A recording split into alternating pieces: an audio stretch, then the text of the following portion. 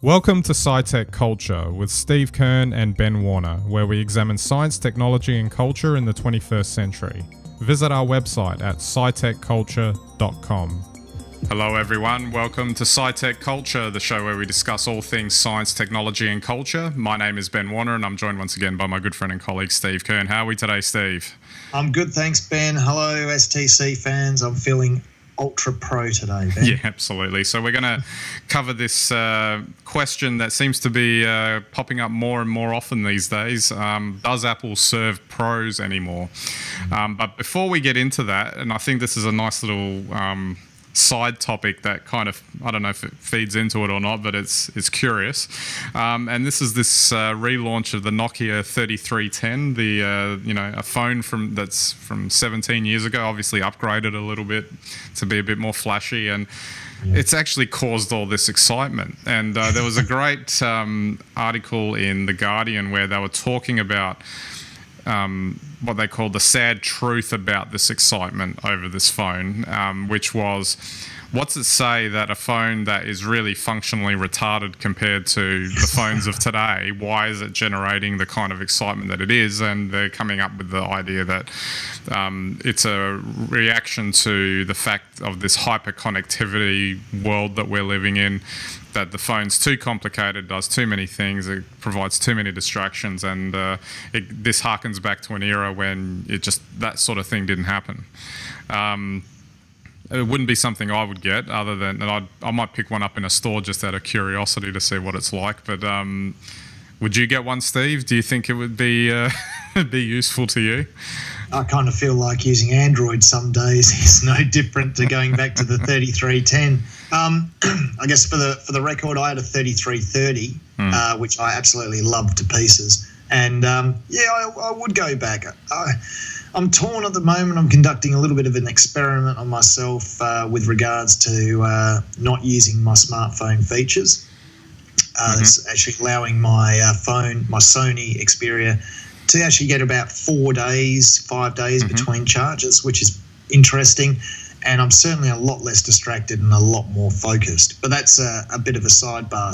But I guess, yoga and mindfulness is really permeating the culture. If I was one of those practitioners, I'd be recommending that all my followers get themselves a 3310 because there's no reason to check it unless somebody's actually talking directly to you via text or phone call. So it's an interesting proposition. I think phones like this will actually, they have a niche and they will make a comeback. And what about this idea that the smartphones now become boring, so what's old is new, I think that's so true. Although I really think if you're really into your technology, you're not going to go back to a 3310. I mean, not even with its color screen, no. Look, it probably looks great to whip it out over a pear and banana paleo bread with your triple shot decaf almond with a touch of honey mocha at the cafe. But you're not going to be able to Facebook yourself. You're not going to be able to take a selfie of yourself doing that. So yeah, there's the deal breaker right there. And I think that's the deal breaker right there. And you have to text every friend individually to tell them where you are and what you're doing. I don't think, Yeah. Maybe if a phone like that ran WhatsApp, it might work. I don't know. I can't see it happening. Oh, we'll have to see how successful it is. All right, we'll segue into our main topic today about Apple and whether or not it's still servicing pros. Now, I think it's a question that actually has a bit more layers to it than what you might think. I mean, I know there's a lot of articles going around now where it's going straight to the simple answer of no, they're not. The 2016 MacBook was crap. The keyboard is rubbish. I can't do anything. It doesn't have the ports. The trash can isn't expandable. They haven't updated it in 3 years. They're expecting me. They're calling an iPad a pro device, and it doesn't do half the stuff I need it to do.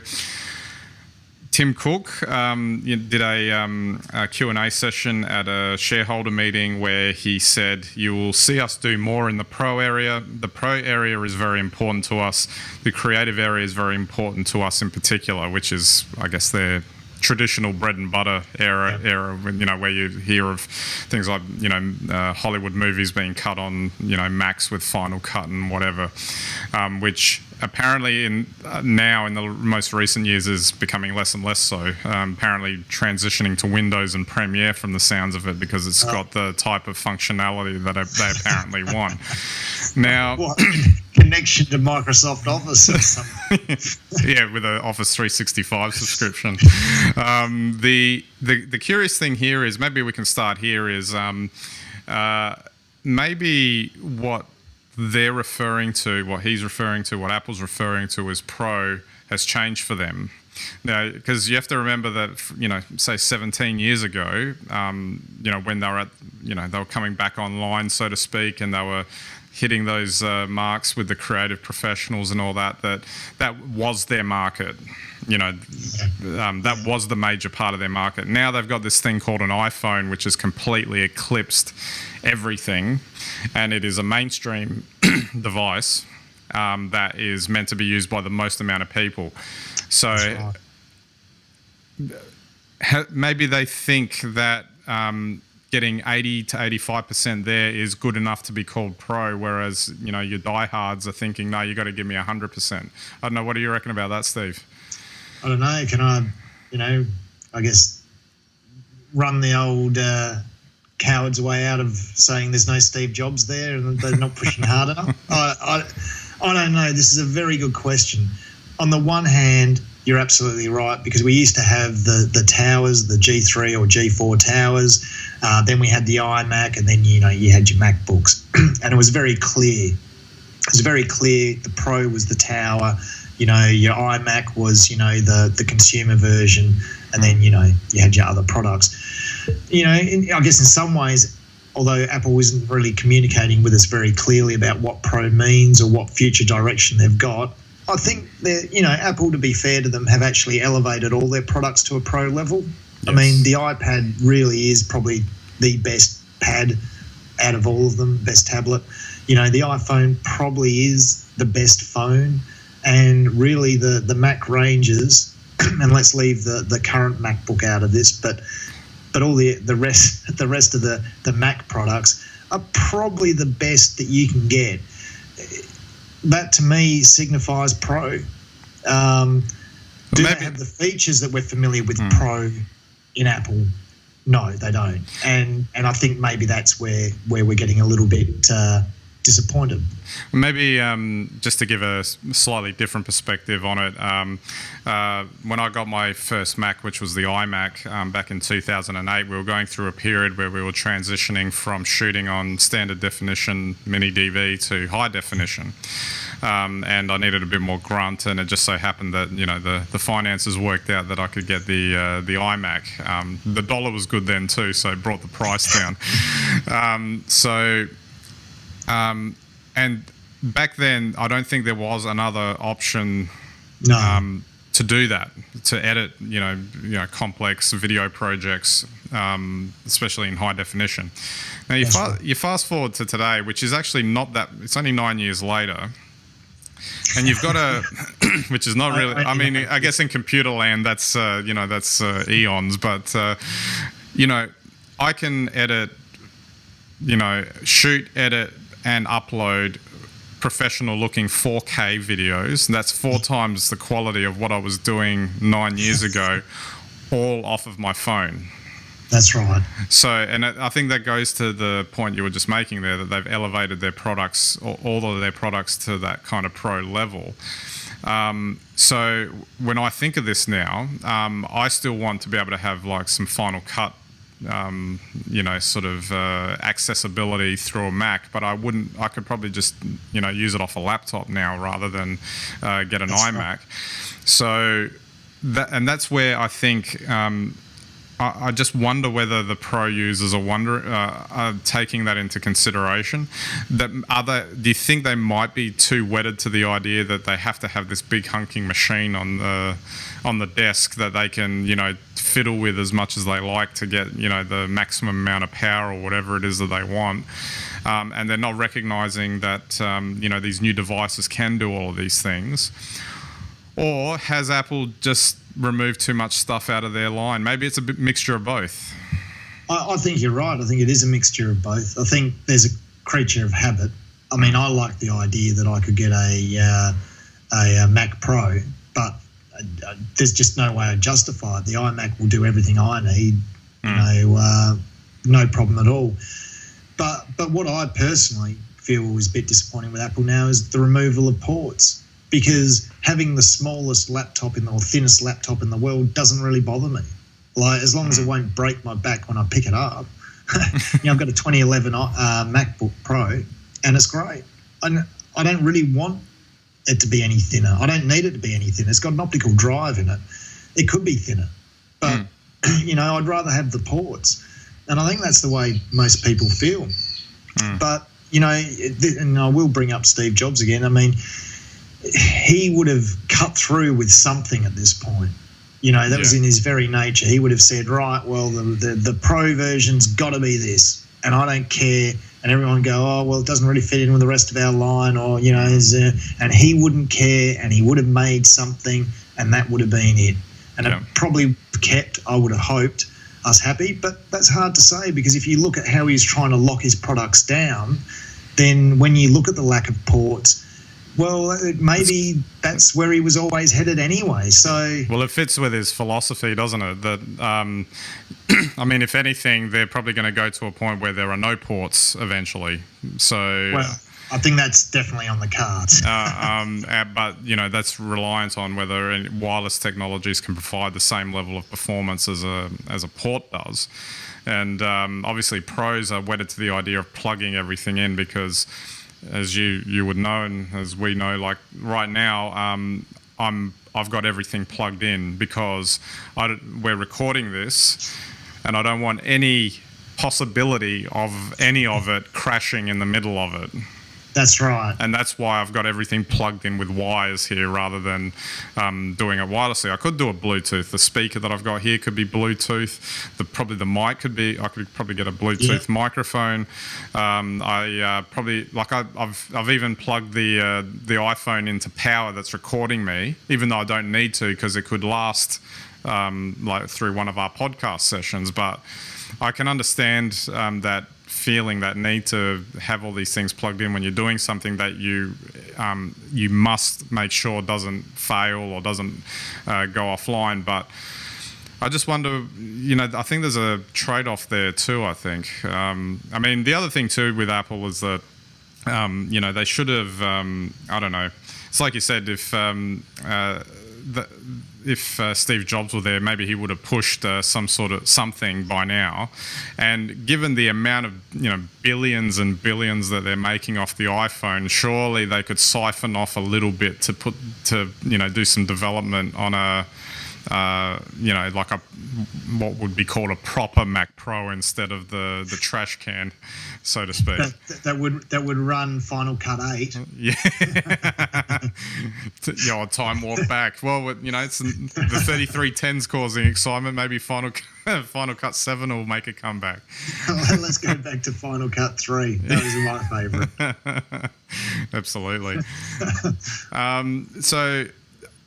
But like I said, they are a company, and so if they think the Mac Pro is not making the kind of money that they want it to make, they're not going to invest in it if they're seeing the market shift somewhere else. I'm still finding it difficult to see how an iPad could replace a full-on editing workstation, for instance. That's right, and I don't think it ever can, to be honest, because it's...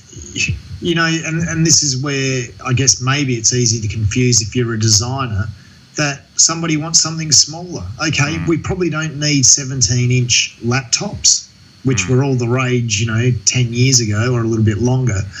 You don't see 17-inch laptops anymore. You see 13 and 15, and that's because probably actually 13 is the best size of all for a laptop. Yeah. That's what people have chosen. And I tell you what, I can edit on a 13-inch screen.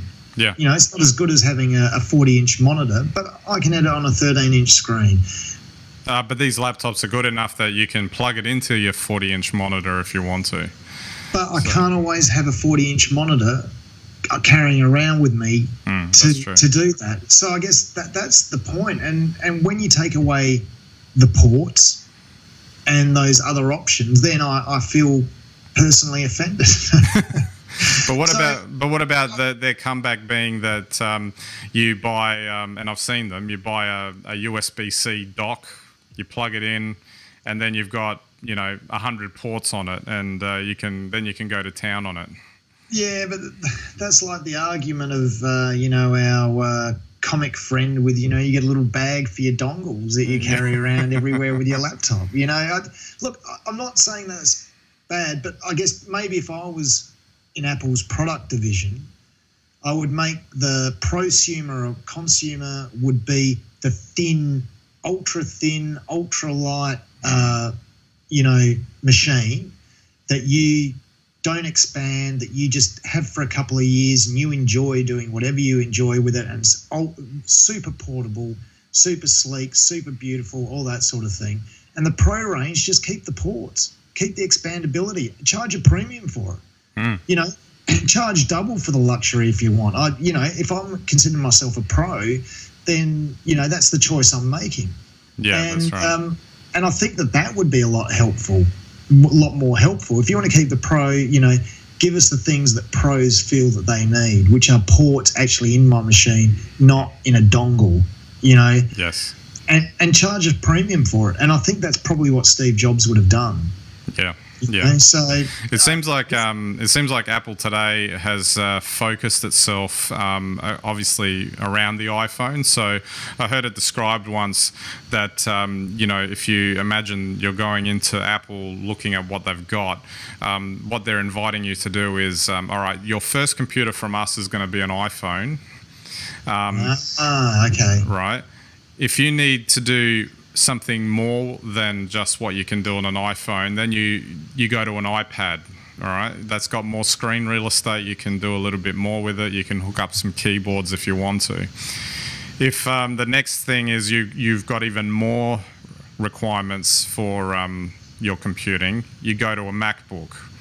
If you've got even more requirements, you go to an iMac, etc., and you go up the chain, and then it's kind of like a pyramid. So they start down the bottom with the widest possible amount of users, and then as they go up the chain of devices, they end up at the top with the Mac Pro, where only 5 people are using it.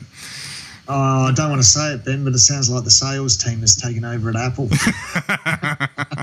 Who would have thought? Who would have thought? But I mean, look, to be fair, it makes sense. That makes sense.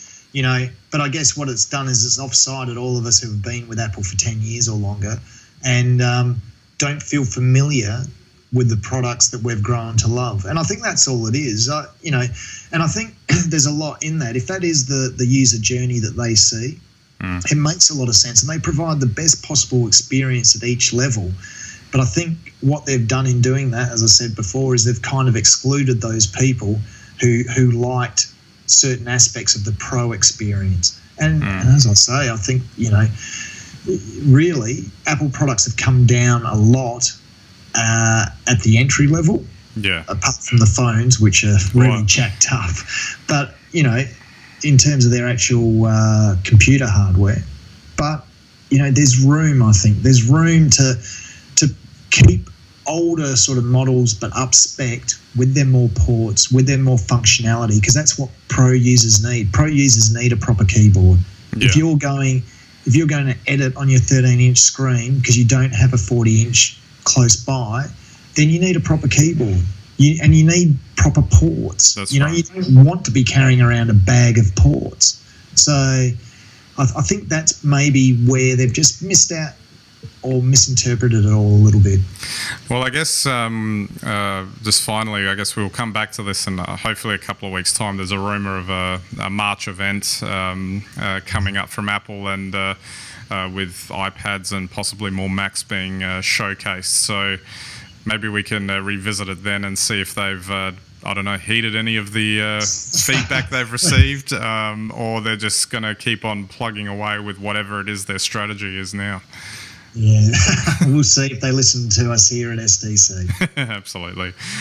All right, so don't forget our website, scitechculture.com. You can get all of our links and content there. You can interact with us on Twitter, Facebook, and Google+. I'd love to hear from you. Subscribe to our channels, YouTube, Vimeo, etc. Get all the videos and all that. And if you think anyone's interested in these ongoing discussions that we both have on a regular basis, then feel free to send them to scitechculture.com. We'd greatly appreciate that. All right, so that's it for this episode. We'll catch you next time.